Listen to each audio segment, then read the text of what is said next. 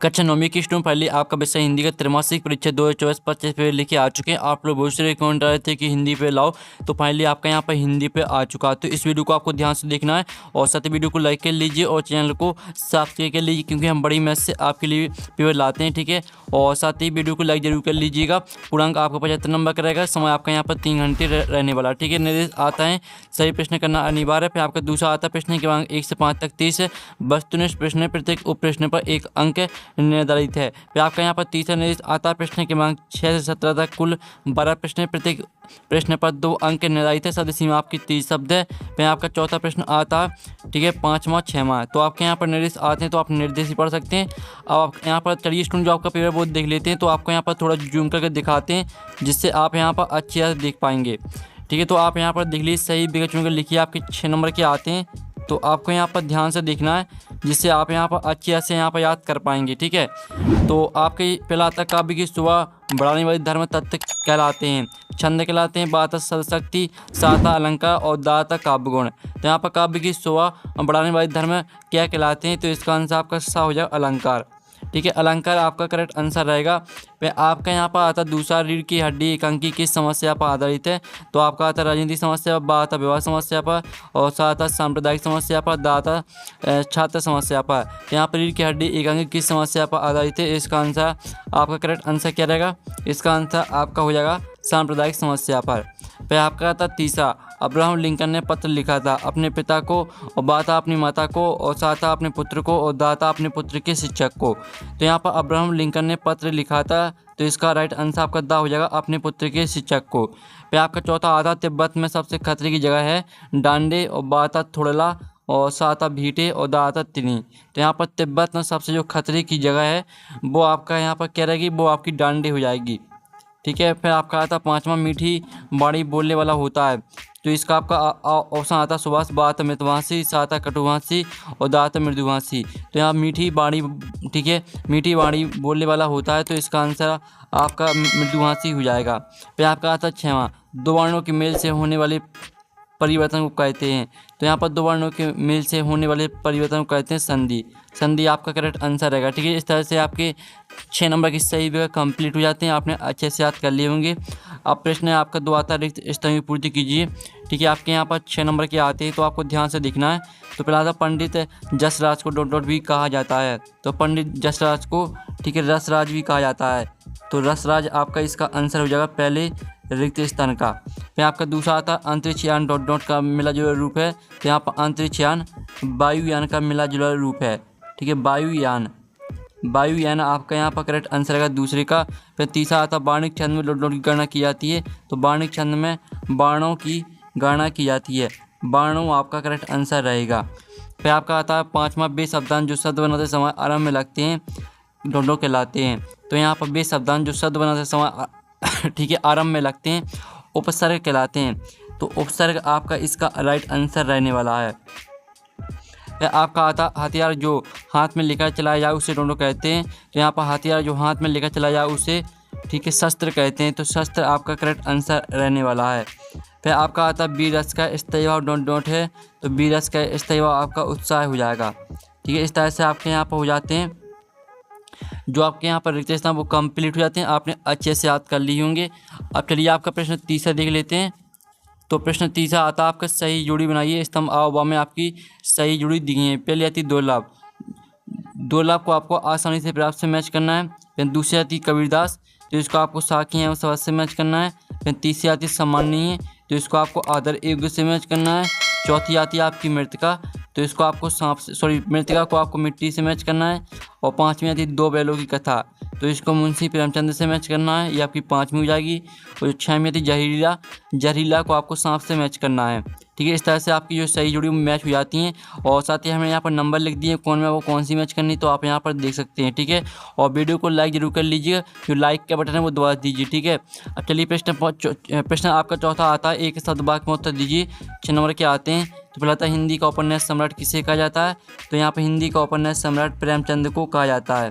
तो प्रेमचंद आपका यहाँ पर करेक्ट आंसर रहने वाला है। फिर आपका आता है रसकण किसके अनन्य भक्त हैं? तो यहाँ पर रसकण श्री कृष्ण के अनन्य भक्त हैं। तो श्री कृष्ण आपका यहाँ पर करेक्ट आंसर रहेगा। फिर आपका आता है प्रबंधक आपके भेदों के नाम लिखिए। तो ठीक है, प्रबंधक आपके दो आपके भेद होते हैं। ठीक है, प्रबंधक आपके दो भेद होते हैं। ठीक है, महाकाव्य हो जाएगा आपका, और दूसरा रहेगा आपका खंडकाव्य। ठीक है, तो याद कर लीजिए प्रबंध काव्य के दो भेद होते हैं, महाकाव्य और खंडकाव्य। फिर आपका आता चौथा लेख का मृदुला गर्ग के नाना पढ़ाई करने कहाँ गए थे, तो इसका आंसर रहेगा बिलायत। ठीक है, बिलायत गए थे, तो बिलायत आपका यहाँ पर करेक्ट आंसर रहेगा। फिर आपका आता है समास कितने प्रकार के होते हैं, तो यहाँ पर समास होते हैं आपके 6 प्रकार के। फिर आपका 6वां था झूरी की साली का क्या नाम था, तो यहाँ पर झूरी की साली का नाम गया था, तो गया आपका यहाँ पर आंसर रहेगा 6वें का। तो इस तरह से आपके 1 शतवाक में तक कंप्लीट हो जाते हैं। अब प्रश्न 5 आता है सत्य असत्य का चयन करके लिखिए। 6 नंबर के आते हैं। तो पहला आता सूरज का विवाह एक कहानी है, तो पहला जो रहेगा वो आपका असत्य रहने वाला है। ठीक है, फिर आपका यहाँ पर आता है दूसरा, गांधी जी के अनुसार हमें अपनी बुनियाद पर कायम रहना चाहिए, तो ये आपका बिल्कुल सत्य रहेगा। फिर आपका आता है तीसरा, शब्द के आगे जोड़ने वाले शब्दांश उपसर्ग कहलाते हैं, तो ये आपका बिल्कुल सत्य रहने वाला है। ठीक है, जो यहाँ पर शब्द के आगे जोड़ते हैं उन्हें उपसर्ग ही कहते हैं। फिर चौथा आता गया झूरी का मामा था, तो यह बिल्कुल आपको सत्य रहेगा। फिर आपका आता उत्थान शब्द का विलोम उन्नति है, तो यह आपका यहाँ पर सत्य रहेगा। और जो 6वां आता हीरो मोती में गहरी दोस्ती थी, तो यह भी आपका सत्य रहेगा। तो इस तरह से आपके 7 भी कंप्लीट हो जाते हैं। आपने अच्छे से याद कर लिए होंगे, हमने आपके पूरे ऑब्जेक्ट करा दिए हैं। अब चलिए आपका प्रश्न 6 आता है, नई कविता की प्रमुख 2 विशेषताएं लिखिए, अथवा आता छायावाद की 2 प्रमुख विशेषताएं लिखिए। तो स्टूडेंट आप यहाँ पर देख लीजिए, ये रही आपकी नई कविता की 2 विशेषता। लघु अनुवाद की प्रतिष्ठा, मानव जीवन को महत्वपूर्ण मानकर उसे अर्थपूर्ण दृष्टि प्रदान की गई। फिर आपकी दूसरी रही प्रयोगों में नवीनता, नए नए भावों को नए नए शिल्प विधानों से प्रस्तुत किया गया। ये आपका आंसर है 6वें का। और जो इसका अर्थ वाला है, छायावाद की 2 प्रमुख विशेषताएं लिखी, तो इसका आंसर आपको खुद करना है। फिर आपका था कबीरदास के शिल्प सौंदर्य की 2 विशेषताएं लिखिए। ठीक है, तो आप यहाँ पर देख लीजिए, ये रही आपकी कबीरदास की शिल्प सौंदर्य की विशेषताएं। कबीर की भाषा और ठीक है अप्रोत्कृष्ट है, उन्होंने सहज सरल एवं सरस शैली में अपने उपदेश दिए। कबीर के काव्य में उपमा रूपक उत्प्रेक्षा अलंकार की प्रचुरता है, दोहा चौपाई छंदों का अर्थ। ठीक है, इस तरह से आपका आंसर रहेगा। अब जो इसका अर्थ वाला दिया गया था, सुमतानंद पंत के भाव सौंदर्य की 2 विशेषताएं लिखिए, तो इसका आंसर खुद कर लीजिएगा। फिर आता अंतरिक्ष यात्री कौन होते हैं, तो आप यहाँ पर देख लीजिए, इसका आंसर है अंतरिक्ष यात्री वे लोग होते हैं जो पृथ्वी से बाहर अंतरिक्ष में यात्रा करते हैं। अंतरिक्ष यात्री अंतरिक्ष में ठीक यात्रा करने वाले किसी व्यक्ति को कहा जा सकता है जिसमें नागरिक भी शामिल है। इस तरह से पूरा आपको याद कर लेना। जो आपकी पिक्चर दी गई, इसको आपको यहाँ पर बनाने की कोई ज़रूरत नहीं है, ये सिर्फ समझने के लिए आपकी यहाँ पर दी गई है। ठीक है, अब चलिए जो इसका अथवा आता है, मासिक वेतन को पूर्ण मासिक चांद क्यों कहा गया, लिखिए, तो इसका आंसर खुद कर लीजिएगा। फिर आपका आता मान सरोवर से कवि का क्या आशा है, तो आप यहाँ पर देख लीजिए, इसका आंसर है मान सरोवर से कवि का आशा है हैदर रूपी तालाब से जो हमारे मन में स्थित है। इस तरह से आपका आंसर है 9वीं का। फिर जो आपका इसका अथवा आता हथकड़ियों गहना क्यों कहा गया है, तो इसका आंसर खुद कर लीजिएगा। फिर आपका आता 10वां आता देशा शब्द किसे कहते हैं, कोई 2 देशा शब्द लिखिए। तो आप यहाँ पर देख लीजिए, जिन शब्दों की उत्पत्ति के बारे में पता ना हो लेकिन वे प्रचलन में हो उन्हें देशा शब्द कहते हैं। ये शब्द आमतौर पर क्षेत्रीय भाषा में इस्तेमाल किए जाते हैं। देशा शब्दों के कुछ उदाहरण ये रहे, लोटा, कटोरा, डोंगा, डिबिया, खिचड़ी, खिड़की, पगड़ी, ठुमरी, तेंदुआ, अंटा। ठीक है, आपको उदाहरण दिए, तो कोई 2 या 3 उदाहरण आपको याद कर लेना और परिभाषा याद कर लेना है। अब जो आपके इसका अथवा वाला दिया गया, निम्नलिखित शब्दों की वर्तनी शुद्ध करके पुनः लिखिए, तो ये आपके गलत लिखे हैं, इन्हें शुद्ध करके लिखना है। फिर आपका आता है प्रेमचंद की 2 रचनाएं लिखते हुए उनकी भाषा शैली की विशेषताएं लिखिए। तो प्रेमचंद की आप यहाँ पर 2 रचनाएं देख लीजिए। ठीक है, गोदान और कर्मभूमि, ये आपकी 2 रचना हो जाती हैं। और भाषा आप इनकी यहाँ पर देख सकते हैं, ये आपकी भाषा यहाँ पर दी गई। प्रेमचंद जी की रचनाओं की भाषा हिंदी खड़ी बोली है। आपकी भाषा सरल, सहज, बोधगम्य एवं व्यवहारिक है। इस तरह से पूरी आपको भाषा याद कर लेनी है और फिर आपको यहाँ पर शैली याद कर लेनी है। ठीक है, इस तरह से आपका आंसर कंप्लीट हो जाता है। अब चलिए आपके यहाँ पर देख लेते हैं, इसका अथवा आता है महादेवी वर्मा की 2 रचना लिखते हुए उनकी भाषा शैली की विशेषताएं लिखिए। फिर आपका आता है 12वां, छोटी बच्चों को बैलों के प्रति प्रेम क्यों उमड़ आया, तो इसका आंसर आप यहाँ पर देख लीजिए। इसका आंसर रहेगा लड़की की माँ मर चुकी थी, सौतेली माँ उसे मारती रहती थी, इसलिए बैलों से उस छोटी बच्ची की आत्महत्या हो गई थी। लड़की तथा दोनों बैल भी प्यार की भूखे थे और एक दूसरे का कष्ट समझ सकते थे। ये आपका आंसर रहेगा। ठीक है, तो ये स्क्रीनशॉट आप लेते जाना है। ठीक है आपको। अब चलिए आपके यहाँ पर नेक्स्ट प्रश्न देख लेते हैं, जो आपका यहाँ पर दिया गया है, कांजी हाउस में कैद पशुओं की हाजिरी क्यों ली जाती थी, इसका आंसर खुद कर लीजिएगा। फिर रस किसे कहते हैं, रस के अंगों के नाम लिखिए। ठीक है, तो आप यहाँ पर देख लीजिए रस की परिभाषा आपकी हो जाएगी, अर्थात काव्य, उपन्यास, कहानी, नाटक आदि को पढ़ने से जो आनंद की ओर होती है उस रस कहते हैं। और रस के आपके 4 अंग हो जाएंगे, स्थायी भाव, अनुभाव, संचारी भाव, विभाव। ठीक है, आपके यहाँ पर रस के 4 अंग हो जाते हैं और ये आपकी रस की परिभाषा यहाँ पर हो जाती है। ठीक है, तो आपको अच्छे से याद कर लेना है। अब जो इसका आपके यहाँ पर दिया गया, ठीक है, कहानी उपन्यास में आपको 2 अंतर लिखना है। फिर आपका आता है निम्नलिखित शब्दों का संधि विच्छेद कर लिखिए, देवाला, तथ्यो, स्वागत, भावुक। इनका आपको संधि विच्छेद कर लिखना है। इसका जो अथवा आता है, तत्सम शब्द क्या होते हैं उदाहरण से लिखिए। तो हम इसका आंसर देख लेते हैं, अथवा वाले का।